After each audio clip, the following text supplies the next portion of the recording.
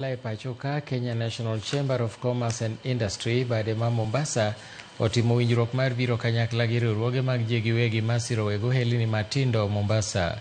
Ka giloso Mombasa bang' sidho yanga riwruog johala midendo ni Umoja Investment Network gikoni kinde koro chopo mar johala ma Pachoka sirore gin giwegi ma ok rito sir kowuok e pinje maoko minyalo chungi sa asaya. Gikoni kaunti ma Mombasa en achiel kuom kuonde maberie moloyo e tayo chenro mag ohala mopogore to chutho nikech wath ma Mombasa ma pinje mathoth tiyo godo e kelo kata golo mwandu mopogore Pachoka.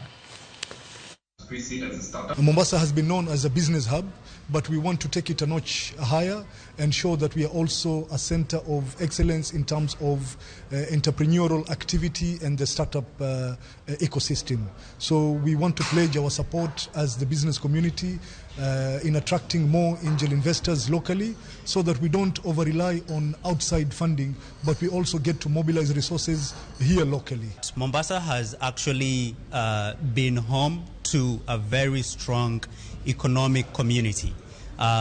Most of us know it as the home of tourism, the home of shipping, and the door to the East African community. There is a very strong community of business leaders, individuals who have started and scaled their businesses across the region.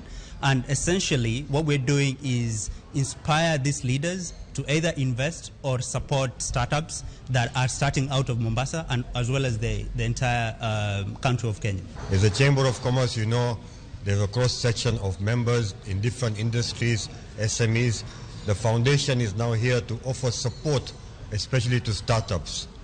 Mombasa has been shied away from investors, but now the foundation will allow and have a platform for people, investors,